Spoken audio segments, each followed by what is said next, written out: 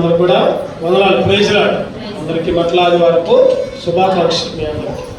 మనం చదువుకున్న భాగాన్ని చూస్తే మార్కు సువార్త 11వ అధ్యాయం 1 నుంచి 11 వచ్చిన దాకా చదువుకున్నాం.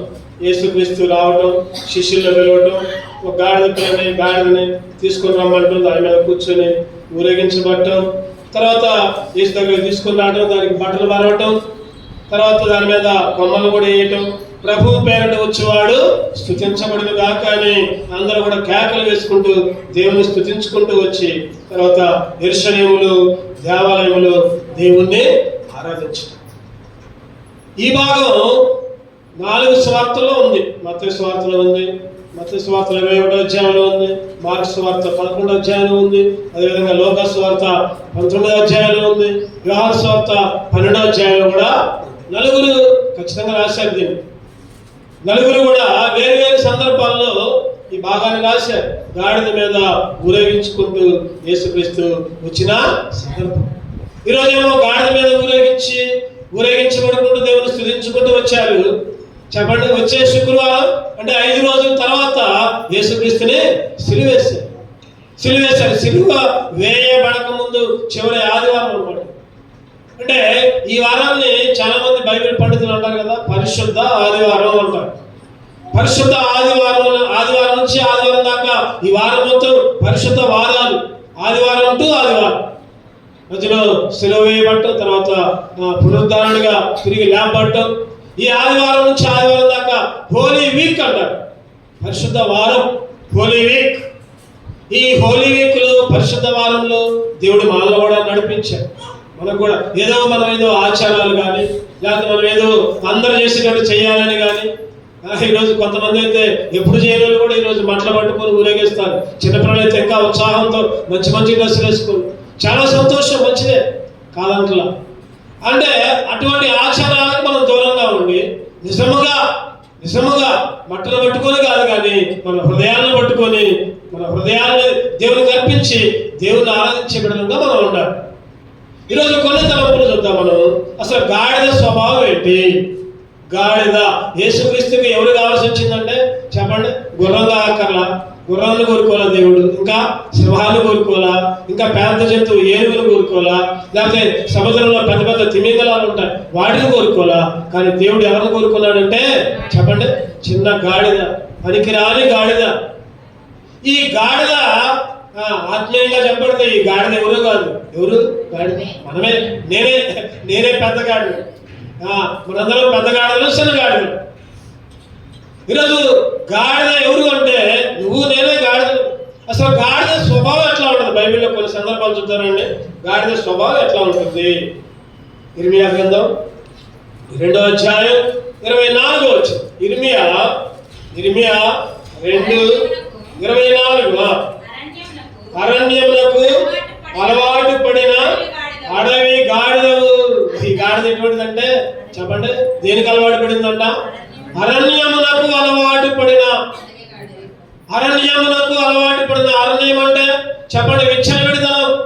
అరణ్యం అంటే ముళ్ళుంటాయి, అరణ్యం అంటే నీళ్లుంటాయి, అరణ్యం అంటే కొండలుంటాయి, అరణ్యం అంటే గుట్టలుంటాయి, అరణ్యం అంటే ఎత్తు పొలాలుంటాయి, లోయలుంటాయి. అరణ్యానికి అలవాటు పడిన గాడిద మనం. ఈరోజు నేనైనా నువ్వైనా ఇక్కడ గాడిద గురించి రాయబడుతూ ఇర్మియా ప్రవక్త 2వ అధ్యాయం 24లో అరణ్యమునకు అలవాటు పడిన గాడిద. ఈరోజు నేను కూడా అరణ్యానికి అలవాటు పడ్డావు, ఇష్టం వచ్చిన జీవితానికి అలవాటు పడ్డావు. అటువంటి స్వభావం కలిగిన గాడిద. 2వ చూద్దానండి, కీర్తనలు 32:9. చాలా విషయాలు ఉన్నాయి కానీ సమయానుకూలంగా మనం ముగించుకోవడానికి ప్రయత్నం చేద్దాం. కీర్తనలు 32:9. బుద్ధి జ్ఞానములు లేని గుర్రముల లేను, కంచెల గాడిద లేను మీరు ఉండకుడే. ఈ కంచెల గాడిద, మనం గాడిద గురించి ధ్యానం చేస్తున్నాం కాబట్టి కంచెల గాడిద తీసుకున్నాం. ఈ గాడిద ఎటువంటిదంటే బుద్ధి లేదంట, జ్ఞానము లేదంట. బుద్ధి లేదు, జ్ఞానము లేదు. బుద్ధి జ్ఞానములు లేని గుర్రముల లేను, కంచెల గాడిద లేను మీరు. ఈ గాడిద యొక్క స్వభావం అంటే అరణ్యంలో తిరిగే స్వభావం. రెండవది బుద్ధి లేని గాడిద, జ్ఞానం లేని గాడిద. 3వ స్వభావం చూద్దాము. 1 సమూయేలు 9వ అధ్యాయం 3వ వచనం. మొదటి సమూయేలు 9వ అధ్యాయం 3వ వచనం.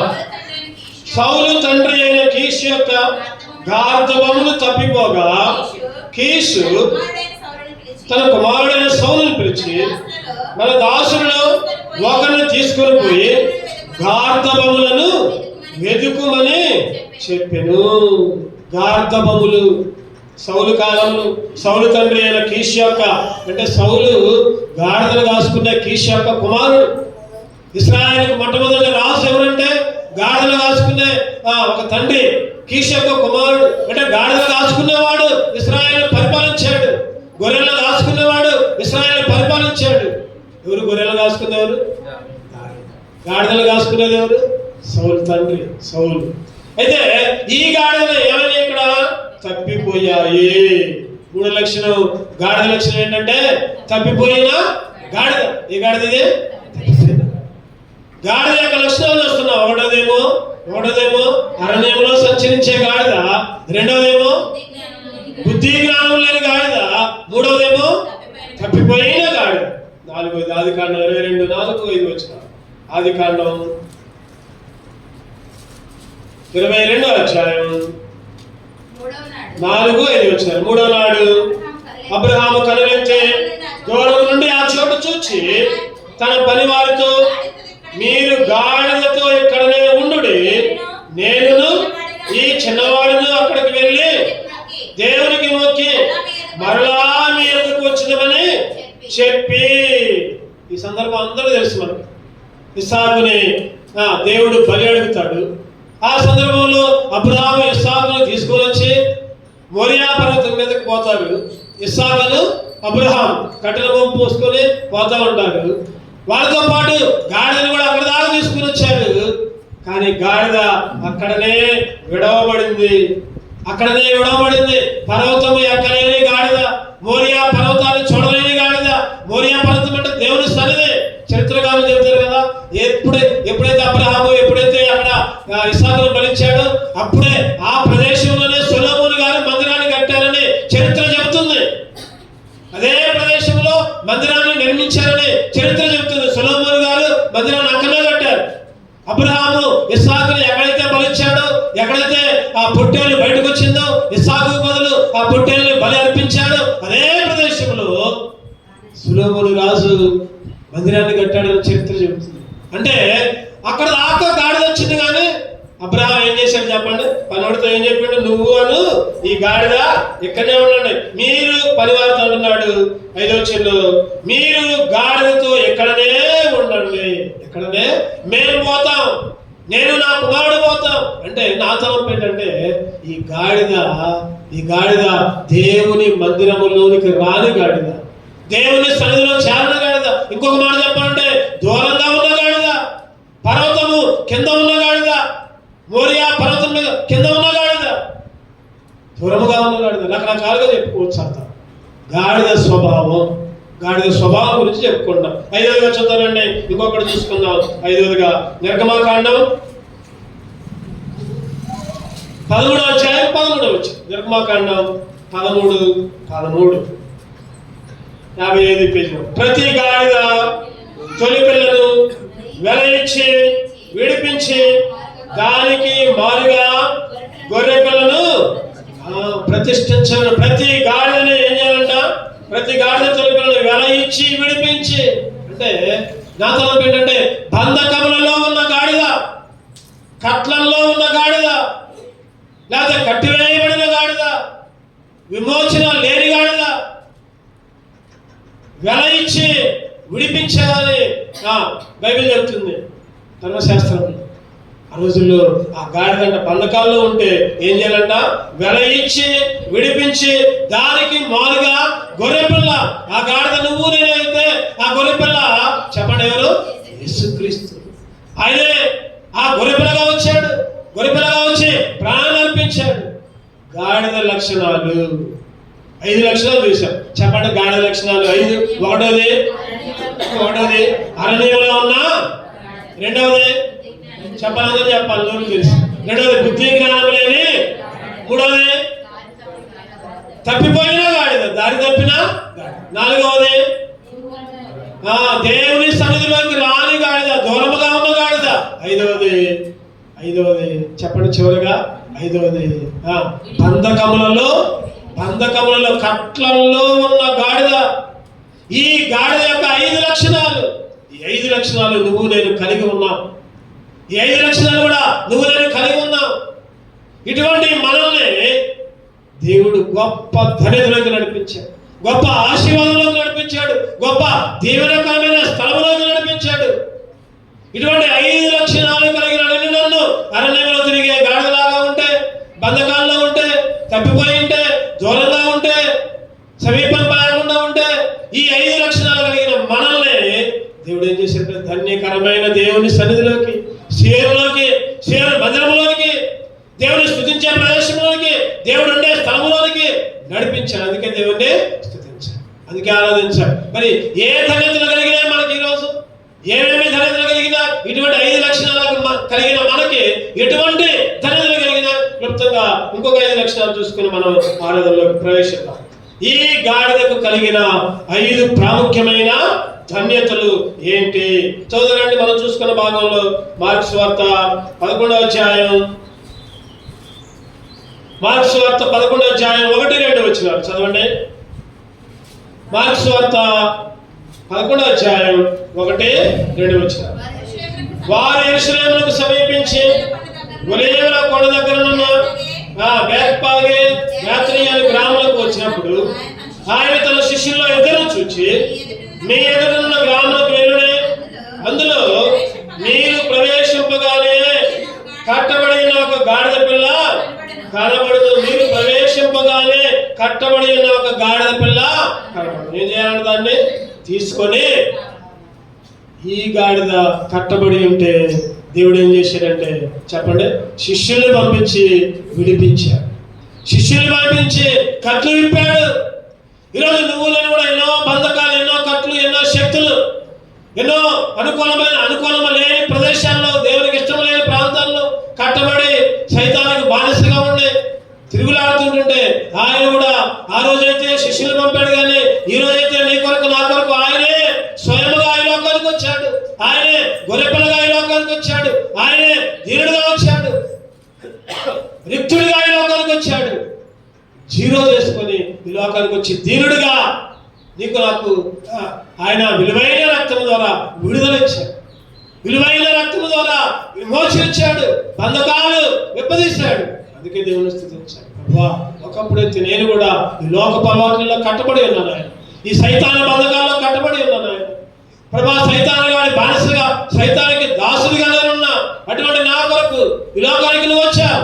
ఆ రోజైతే ఆ గాడిదను విప్పడానికి శిష్యులు పంపించావు, కానీ ఈ రోజైతే నువ్వే స్వయముగా ప్రభా నా కొరకు దిగి వచ్చి ప్రభా ఈ రక్తాన్ని కార్చావు, నన్ను విడిపించావు. దేవుని స్తుతించాలి, దేవుని ఆరాధించాలి. సాతాను బంధకముల చేత కట్టబడి ఉన్న ఒక స్త్రీ, నడుము వంగిపోయిన స్త్రీ ఏం చేశాడు దేవుడు చెప్పండి? నువ్వు లేచి నిలిచి నడు. ఈరోజు నువ్వు నేను కూడా ఎన్నోసార్లు వంగిపోయిన పరిస్థితి, ఎన్నోసార్లు నడుము వంగి, లేకపోతే గుంటోడిగా, గుడ్డోడిగా, కాలు లేనోడిగా, దేవుని మందిరానికి రాకుండా, దేవుని మందిరంలో దేవుని మాటలు వినబడకుండా, చెవిటి వాళ్ళగా రకరకాల పరిస్థితుల్లో ఉంటే, ఈ కట్లన్నీ కూడా దేవుడు ఏం చేశాడు చెప్పండి? విడిపించాడు.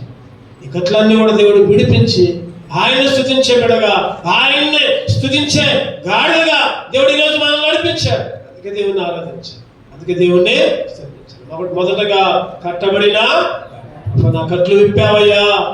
ఈ 5 లక్షణాలు కలిగి ఉండే నా కట్లు విప్పావు. లోక 13:16 ప్రకారం చదువుతారన్న మాట. లోక స్వార్థ 13:16. ఇదిగో 18 ఏళ్ల నుండి సాతాను బంధించిన అబ్రహాము కుమార్తె అయిన ఈమెను ఎవరు బంధించారంట చెప్పండి? సాతాను బంధించిన. ఈరోజు నువ్వు కూడా ఎన్నోసార్లు సాతాను బంధకాల్లో ఉన్నావు. సైతాను బంధించిన వాళ్ళని, ఆ సైతాను బంధకాల నుంచి విడిపించుకోలేకపోయావు. విడిపించుకోవడానికి ప్రయత్నం చేసినా కూడా ఎవరు విడిపించే వాళ్ళు ఎవరు కనబడాల. అటువంటి సందర్భములు యేసుక్రీస్తు లోకానికి వచ్చి మన కట్లన్నీ కూడా మన బంధకాలన్నీ కూడా విడిపించాడు. అందుకే దేవుణ్ణి స్తుతించాలి. రెండవదిగా చూద్దానండి. రెండవదిగా ఎటువంటి ధన్యత కలిగింది? ఒకటోదేమో విడిపించబడిన ధన్యత, కట్ల నుంచి విడిపించబడిన ధన్యత. రెండోది అదే సందర్భంలో మార్క్స్ వార్త 11వ అధ్యాయం, మార్క్స్ వార్త 11వ అధ్యాయం 8వ వచనం చదవండి. మార్క్స్ వార్త 11:8 అనేకులు తమ బట్టలను దారి పొడుగున పరచిరి. అనేకులు తమ బట్టలను దారి పొడుగున పరిచిరి. ఎవరి కొరకు చెప్పండి? యేసుక్రీస్తు కొరకు. కానీ యేసుక్రీస్తు దేని మీద వచ్చాడు? గాడిద మీద. అంటే ఆ బట్టల మీద యేసుక్రీస్తు కాళ్ళు నడుస్తున్నాయా? గాడిద కాళ్ళు నడుస్తున్నాయా? చెప్పండి, ఎవరి కాళ్ళు నడుస్తున్నాయా? ఒకప్పుడు బట్టలు లేని స్థితి, ఒకప్పుడు మురికి కొండల్లో, ఒకప్పుడు పనికిరాని ప్రాంతాల్లో తిరిగే ఆ గాడిద. అంటే ఒక రకంగా చెప్పాలంటే మహిమ వస్త్రాలు కోల్పోయిన గాడిద, మహిమ వస్త్రం లేదు. ఈరోజు నువ్వు నేను కూడా ఎప్పుడైతే ఆదాముని ఏదేను అనే తోటలోంచి వెడలగొట్టబడ్డాడు, ఆదాముని బయటికి పంపిబడ్డాడు, వస్త్రాలన్నీ కోల్పోయాయి. మహిమ వస్త్రాలు, అంతకుముందు ఆదాము గారికి మహిమ వస్త్రాలు ఉన్నాయి, కానీ ఇప్పుడు మహిమ వస్త్రాలు లేవు. ఆజ్ఞ అతిక్రమించిన తరువాత మహిమ వస్త్రాన్ని కోల్పోయాడు ఆదాము. కోల్పోతే ఈరోజు నువ్వు నేను కూడా ఎప్పుడైతే ఆ మహిమ వస్త్రాలు కోల్పోయామో, రోమా 3:23 ప్రకారం ఏ భేదము లేదు, అందరూ పాపం చేస్తే దేవుడు అనుగ్రహించు మహిమను కోల్పోయాం, పొందలేకపోయాం. దేవుడు అనుగ్రహించే మహిమ వస్త్రాలు కూడా లేవు. అటువంటి పరిస్థితుల్లో ఈ గాడిదని దేవుడు విడిపించాడు. ఈ గాడిద ఎటువంటి పరిస్థితి అంటే బట్టలు పరిచారు, కింద పరిచారు, చెప్పండి, రోడ్డు మీద పరిచారు, ఇంకా గాడిద మీద కూడా బట్టలు వేశారు. ఆ బట్టల మీద ఎవరు కూర్చోవాలంటే యేసుక్రీస్తు కూర్చోవాలి. ఈరోజు ఒకప్పుడు మురికి గుడ్డలు మోసే గాడిదను దేనికి ఉపయోగిస్తారు? చెప్పండి ఎవరైనా? గాడిదను దేనికి ఉపయోగిస్తారు? ఆ ప్రాంతాలు ఆ రోజుల్లో అయితే గాడిదని మురికి గుడ్డలు లేకపోతే ఇంకా రకరకాల గాడిద మీద వేసుకొని పోయి ఉతుక్కొని శుభ్రం చేసుకొని మళ్ళీ తెచ్చేవారు. అంటే గాడిద అటొక మూట ఇటొక మూట కనపడే. నేను చూస్తే మరి చిన్నప్పుడు, ఇప్పుడు కనపట్ల గాడిద, అదివరకు చిన్నప్పుడు గాడిదల మీద ఒక మూట, ఇటొక మూట ఉండేది, ఇటొక మూట ఉండేది. పాపం అది సత్తా బత్తా ఈడ్చుకుంటూ పోయేది. దానికేమో నోరు లేదు. ఎన్ని పడిదాన్ని వేసేవాళ్ళు, అంటే ఒకప్పుడు మురికి గుడ్డలు మోసే గాడిద, ఒకప్పుడు మురికి గుడ్డలు ధరించే గాడిద. ఈరోజు బట్టలు మారిపోయాయి, దిగంబరం పోయింది, దిగంబర వస్త్రం పోయింది. అందుకనే చూద్దాం యెషయా 61:10. ఈరోజు ఏమొచ్చిందంటే రక్షణ వస్త్రం వచ్చిందంట. యెషయా 61:10 శృంగారమైన పాగా ధరించుకున్న పెళ్లి కుమారుని రీతిగాను ఆభరణములతో అలంకరించుకున్న పెళ్లి కుమార్తె రీతిగాను ఆయన రక్షణ వస్త్రం. ఆయన ఏ వస్త్రం అంట? రక్షణ వస్త్రం. ఈరోజు ఈ గాడిదకు కూడా రక్షణ వస్త్రాలు, మహిమ వస్త్రాలు, ఇంకా చెప్పాలంటే ఉల్లాస వస్త్రాలు, ఇంకా చెప్పాలంటే స్తుతి వస్త్రాలు, ఇంకా చెప్పాలంటే ఆ తప్పిపోయిన కుమారుడికి ప్రశస్త వస్త్రాలు తొడిగారు. ఆ తప్పిపోయిన కుమారుడు, చెప్పండి, తప్పిన కుమారుడు తినడు, తాగిడు, ఎంజాయ్ చేసిండు, స్నేహితులు అందరూ వచ్చారు, అంతా అయిపోయింది, ఖర్చు అంతా, డబ్బులన్నీ ఖర్చు అయిపోయాయి. చివరికి ఏం మిగిలిందంటే పందులు తినే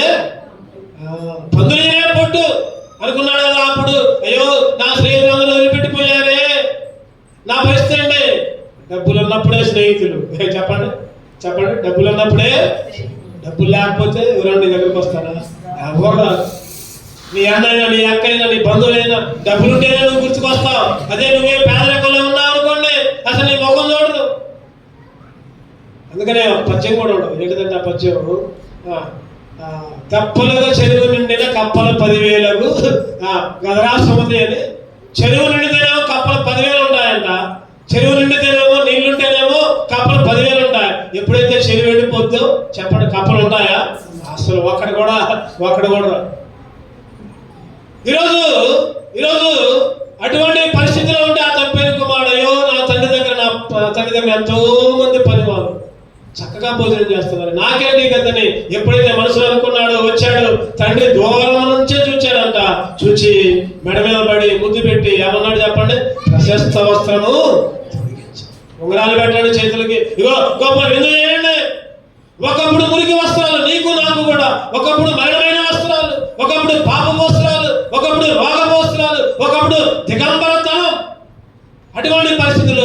గాడిదలాగా ఉంటే ఈరోజు దేవుడు మనకు రక్షణ వస్త్రాలు ఇచ్చాడు, ప్రశస్తమైన వస్త్రాలు ఇచ్చాడు, స్తుతి వస్త్రాలు ఇచ్చాడు. ఎన్ని ఉన్నాయి ప్రవేశించిన టైం లేదు. ఉల్లాస వస్త్రాలు ఇచ్చాడు, రక్షణ వస్త్రాన్ని ఇచ్చాడు.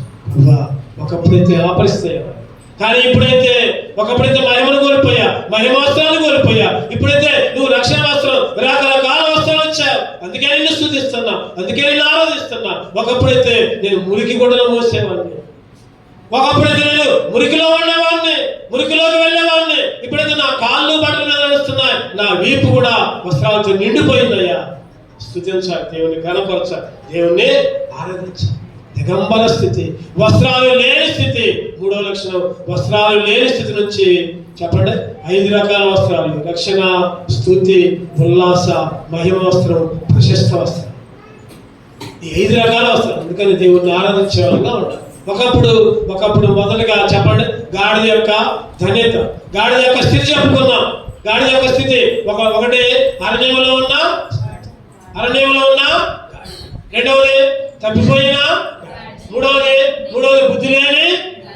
బుద్ధి జ్ఞానాలు లేని, నాలుగవది దేవునికి దూరంగా ఉన్నా, ఐదవది చెప్పండి, కట్టబడిన బంధకాలు కలిగిన. మొదటి ధన్యత వచ్చింది చెప్పండి, కట్లు విప్పబడ్డాయి, సాధారణ బంధకాలు విప్పబడ్డాయి, సైతాన కట్లు విప్పబడ్డాయి. రెండవ ధన్యత ఏంటి చెప్పండి? రెండవ ధన్యత ఏం చూసుకున్నామంటే దిగంబరతనం, మహిమ వస్త్రాలు ఇచ్చారు. వస్త్రాలన్నీ పోయాయి, ఉరికి వస్త్రాలు పోయాయి, మహిమ వస్త్రాలు, ఉల్లాస వస్త్రాలు, స్తుతి వస్త్రాలు, ప్రశస్తమైన వస్త్రాలు. మూడవ చూద్దామండి, అదే మార్కు సువార్త 11వ అధ్యాయం 8వ వచనం. అదే మార్కు సువార్త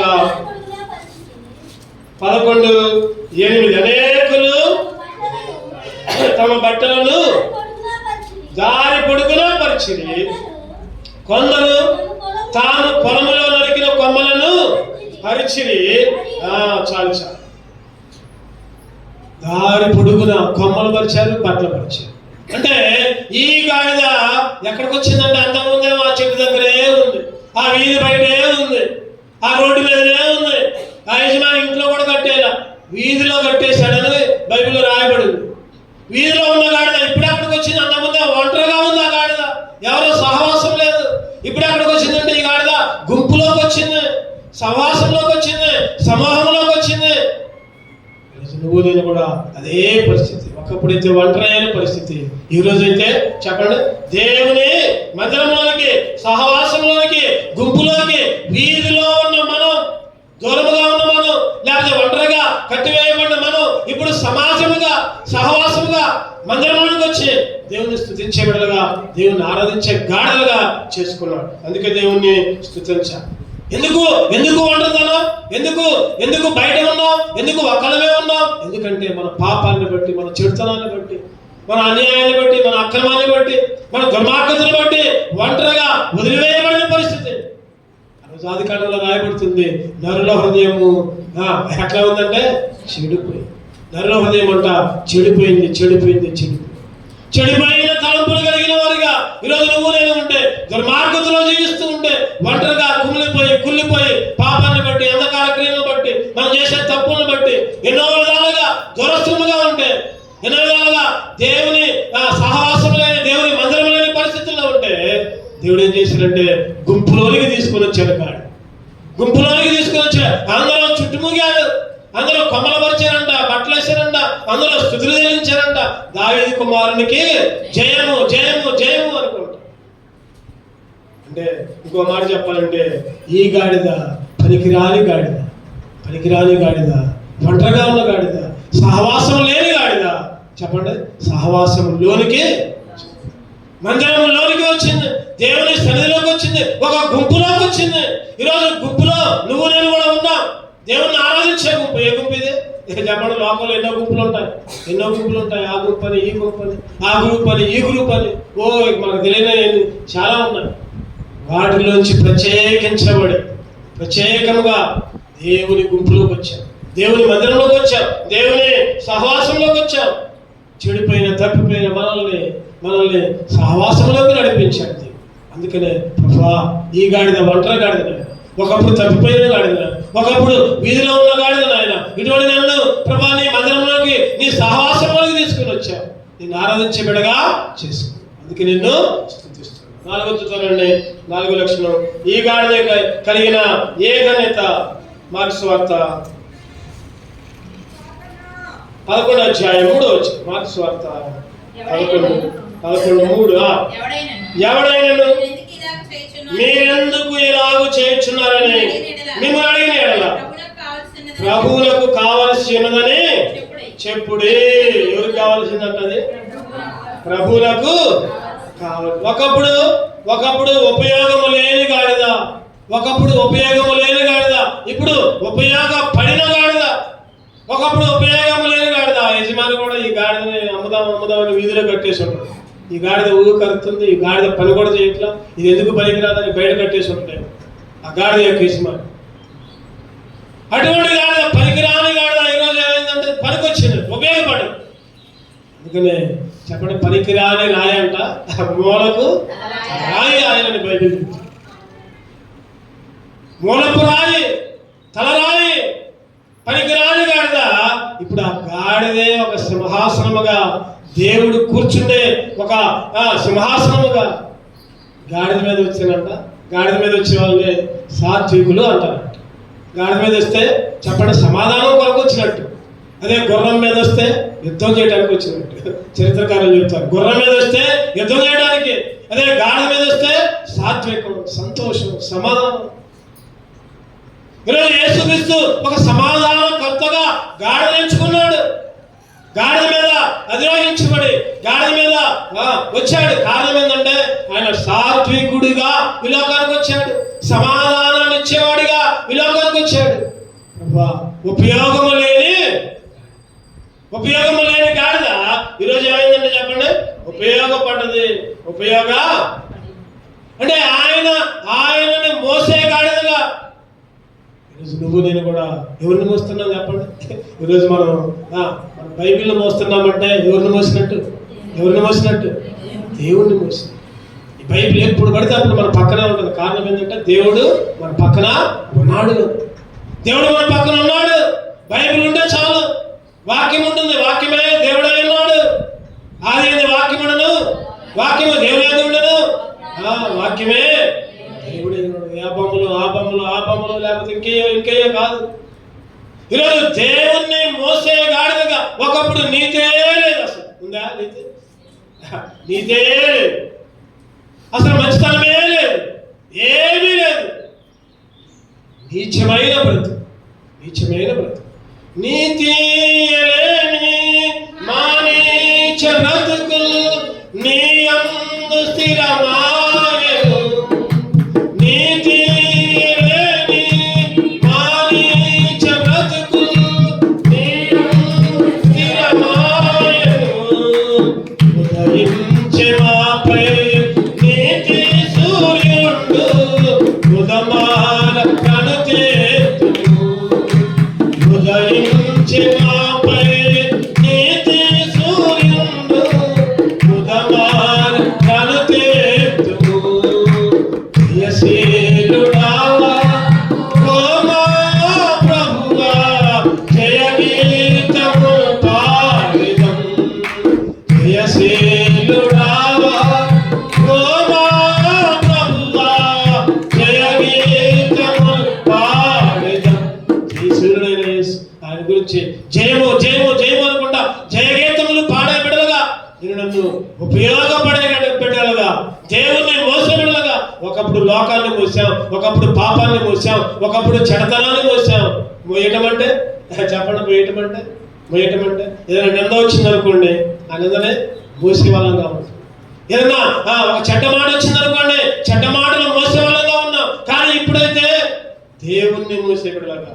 చెప్పండి, దేవుణ్ణి ఘనపరిచే బిడ్డలుగా, దేవునికి గొప్ప చేసే బిడ్డలుగా, దేవుణ్ణి మోసే వాళ్ళముగా, స్తుతులు చెల్లించే వాళ్ళముగా, స్తుతులతో ఆయన మోసే, ఆయన స్తుతిస్తున్నాం, ఆయన ఘనపరుస్తున్నాం. కారణం ఏంటంటే ఆయన్నే మోసే వాళ్ళగా ఉంటున్నాం. బాలల యొక్కయు చంటి పిల్లల యొక్కయు స్తోత్రముల మీద ఆశీర్వాదం ఉన్నవాడు దేవుడు. ఎవరి మీద చెప్పండి, ఎవరి మీద? లేదా పెద్ద సింహాసనాలు కోరుకోవాలా, లేకపోతే పులిపెట్టాలు కోరుకోవాలా? బాలుర యొక్కయు చంటి పిల్లల యొక్కయు స్తుతుల మీద. ఈరోజు నువ్వు నేను కూడా బాలులమే. దేవుని దృష్టిలో దేవుని పిల్లలమే. మన స్తుతుల మీద, మన స్తోత్రాల మీద ఆశీర్వదైన దేవుడు. ఈరోజు మనం దేవునికి ఉపయోగపడే గాడిదగా, ఒకప్పుడు ఉపయోగం లేని గాడిద, ఇప్పుడైతే దేవునికి ఉపయోగపడే గాడిదగా దేవుడు మనల్ని ఎంచుకున్నాడు. 4వ తలంపు, దేవునికి ఉపయోగమైన గాడిదగా మారాడు. చివరిగా 5వది చూసుకున్నారండి. 5వది మార్కు సువార్త 11వ అధ్యాయం 4 వచ్చింది. మార్కు సువార్త 11:4. వారు వెళ్ళగా వీధిలో ఇంట బయట తలవాకిట కట్టబడి ఉన్న గాడిద పిల్ల ఒకటి వారికి, వారు వెళ్ళగా వీధిలో, ఎక్కడుందంటే వీధిలో, ఇంటి బయట. ఇందాక అనుకున్న అబ్రహాము ఇస్సాకు పోయినప్పుడు ఏం చేశాడు చెప్పండి? అబ్రహాం అన్నాడు పనులతో, అయ్యా ఈ గాడిదలతో మీరు ఎక్కడనే, నేను నా కుమారుడు పైకి వెళ్ళి వస్తాం, పైకి వెళ్ళి బలించి దేవునికి బలిపీఠంలో అర్పించి వస్తాం మళ్ళీ. అంటే ఆ గాడిద బయట ఉంది, ఆ గాడిద క్రింద ఉంది, ఆ గాడిద వెలుపల ఉంది, ఆ గాడిద వీధి బయట ఉంది. ఈరోజు చివరిగా 5వదిగా మంతలం నాతలం ఏంటంటే, దూరస్థులమైన మనల్ని దేవుడు ఏం చేశాడంటే సమీపస్తులుగా, దూరస్థులమైన మనల్ని ఆయన రక్తము ద్వారా దగ్గరగా చేశాడు, బంధువులుగా చేశాడు. బంధువులుగా ఎప్పుడైతే పెళ్లి చేసుకుంటామో చెప్పండి, ఎవరన్నా మన పిల్లలకి పెళ్లి చేసామనుకోండి, అప్పుడు దాకా తెలియదు వాళ్ళు ఎవరు, అప్పుడు దాకా తెలియదు. ఎప్పుడైతే పెళ్లి చేసుకోవడం జరిగిందో ఆ పెళ్లి కుమార్తె తరపులు అందరూ ఏమవుతారో ఆటోమేటిక్ గా బంధువులు అవుతారు. పెళ్లి కుమార్తె తరపుల వాళ్ళందరూ కూడా బంధువులు అయిపోతారు. అంటే అప్పుడు దాకా దూరంగా ఉన్న వాళ్ళు, అప్పుడు దాకా దూరంగా ఉన్న వాళ్ళు ఈసారి ఏమవుతారంటే సమీపస్తులుగా ఉంటారు. అంటే అప్పుడు దాకా దూరంగా ఉన్నావు నువ్వు నేను కూడా, ఎప్పుడైతే రక్షణ పొందామో, ఎప్పుడైతే మారు మనసు పొందామో, ఎప్పుడైతే ఆ పెళ్లి కుమార్తెగా నువ్వు నేను సిద్ధపడ్డామో, ఆ పెళ్లి కుమారుడిగా ఆయన వచ్చాడు. ఏం చేశాడు చెప్పండి? సమీపస్తులుగా మార్చాడు. ఒకే ఇంటిలోని వారిగా, ఒకే గుహలో నివసించే వారిగా, సమీపస్తులుగా దేవుడు నిన్ను మార్చుకున్నాడు. అందుకే దేవుణ్ణి స్తుతించు, అందుకే దేవుణ్ణి ఆరాధించు. అయ్యా దూరస్థులమైన మమ్ము నీ రక్తముతో సమీపస్తులుగా మార్చాడు. దూరస్థులమైన మమ్ము నీ రక్తముతో సమీపస్తులుగా మార్చావయ్యా, అందుకే నిన్ను స్తుతిస్తున్నాను. ఎఫెసీయులకు రాసిన పత్రిక చదువుకుందాం ఒక మాట. ఎఫెసీయులకు రాసిన పత్రిక చదవండి అన్నమాట. 8వ అధ్యాయం చదవండి అన్నమాట. ఎఫెసీయులు 2:13, అయినను మునుపు దూరస్థులమైన మీరు ఇప్పుడు క్రీస్తు యేసునందు క్రీస్తు రక్తము వలన సమీపస్తులై. ఒకప్పుడు మెట్ల దగ్గర ఉన్నాడు, మెట్ల దగ్గర అడుక్కుంటా ఉన్నాడు. ఒకప్పుడు మెట్ల దగ్గర అందరిని చూసుకుంటా వాళ్ళని ఏమైనా ముఖ్యంగా పేతురు వ్యవహారంలో వస్తుంటే తేరిపారం చూసి అని ఉండదు అక్కడ. ఎవరైనా పుట్టుగుడ్డి శృంగారపు దేవాలయం దగ్గర మెట్ల మీద కూర్చొని అడుక్కున్న వ్యక్తి పుట్టు కుంటివాడు కాదు, కుంటివాడు, నడవలేని స్థితి, ఆడ కూర్చొని అడుక్కుంటా ఉంటున్నాడు. అయ్యా ఏమి దొరికిద్దో వాళ్ళు అన్నారు, కానీ వెండి బంగారాలు మా దగ్గర లేవు, మా దగ్గర ఉంది. యేసు నామములో లేచి నడవగానే చెప్పండి, వాళ్ళ అమ్మ దగ్గర పోవాలి, అమ్మ నాకు కాళ్ళు వచ్చినాయి, వాళ్ళ నాన్న దగ్గర పోవాలి, అలాగే వాళ్ళ ఫ్రెండ్స్ దగ్గర పోవాలా, నడవాలా, ఆ కాలు రాగానే నడుచుకుంటూ ఎక్కడికి వచ్చి అపోస్తలుల కార్యాలు 3వ అధ్యాయంలో చూస్తే దేవాలయంలోనికి వచ్చి దేవుణ్ణి స్తుతించి చదవనమాట. అపోస్తలుల కార్యాలు 3:8, వాడి దిక్కున నిలిచి నడుచుచు గంతులు వేయచ్చు, దేవుని స్తుతించు, వారితో కూడా గంతులు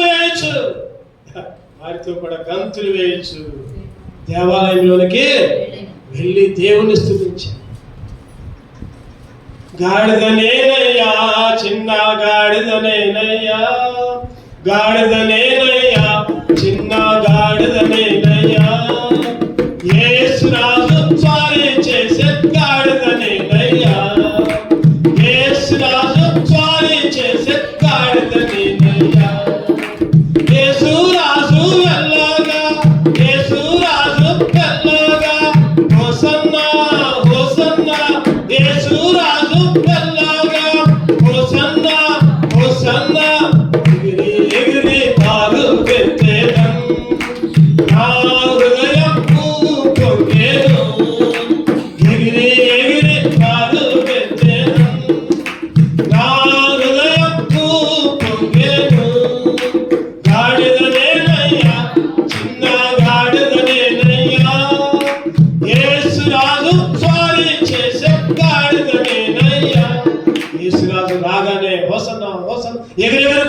గంతులు వేసుకుంటూ దేవుని మందిరంలోనికి దేవుని స్తుతించుకుంటూ ఆ కుంటివాడు వెళ్ళాడు.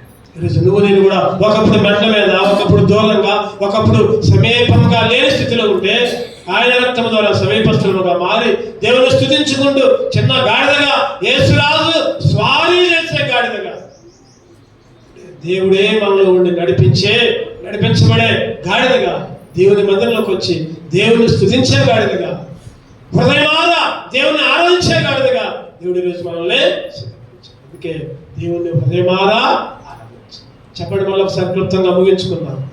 గాడిద యొక్క లక్షణాలు, అసలు గాడిద ఎటువంటిది చెప్పుకున్నాం. 5 లక్షణాలు చెప్పుకున్నాం. చెప్పండి. ఒకటోది అరణ్యములో తిరిగే, రెండవది బుద్ధి జ్ఞానం లేని గాడిద, మూడవది తప్పిపోయిన గాడిద, నాలుగవది బంధకాలు, కట్లు, సైతాను బంధకాలు కట్టబడిన గాడిద, ఐదవది దూరముగా ఉన్నా. మరి ఏ దళితులు వచ్చాయి? ఇప్పుడు ఏ దళితులు వచ్చాయి? ఒకటోది కట్లు విప్పబడ్డాయి, సైతాను బంధకాలు తొలగించబడ్డాయి, దేవుణ్ణి స్తుతించడానికి ఆరాధించడానికి కట్లు విప్పబడి వచ్చిన గాడిదగా మారాం. చెప్పండి. రెండవ దళిత ప్రశస్తమైన వస్త్రాలు, ఒకప్పుడు మురికి వస్త్రాలు, ఒకప్పుడు మరణమైన వస్త్రాలు, ఒకప్పుడు బరువులు మోసే గాడిదలుగా, పాపాన్ని మోసే గాడిదగా ఉంటే ఏం చేశారంటే ప్రశస్తమైన తెల్లటి ఉల్లాసమైన స్తుతి వస్త్రాలు, ఇంకా ముఖ్యముగా మహిమ వస్త్రాలు, ఇంకా ముఖ్యముగా రక్షణ. మూడవదిగా చెప్పండి, మూడవదిగా సహవాసములోకి, మందిరములోనికి, ఒక గుంపులోనికి, దేవుని బిడ్డల దగ్గరికి, మూడవదిగా దేవుని సన్నిధిలోకి నడిపించబడిన. చెప్పండి. నాలుగవదిగా ఉపయోగం లేదు ఒకప్పుడు, ఇప్పుడేమో దేవుణ్ణి మోసే గాడిదగా, దేవుణ్ణి ప్రచురించే గాడిదగా, దేవుణ్ణి స్తుతించే గాడిదగా, దేవుడికి ఉపయోగపడే గాడిద. ఒకప్పుడు సైతానికి ఉపయోగపడ్డాం, ఇప్పుడు దేవుడికి ఉపయోగపడ్డాం. ఐదవదిగా దూరముగా ఉన్న, వీరి బయట ఉన్న గాడిదని దేవుడు ఏం చేశాడంటే సమీపస్తులుగా, ఆయన రక్తంతో ఆయన మోసే గాడిదగా, ఆయన స్తుతించే గాడిదగా. ఇటువంటి 5 తలంపులు ఈ 5 తలంపులతో దేవుణ్ణి ఆరాధించుకున్నాం. అటువంటి ఆరాధన దేవుడు మనకే అనుగ్రహించును గాక. దేవుడు ఇచ్చిన మాటలు దీవించును గాక. రండి, మనం నిలబడదాం.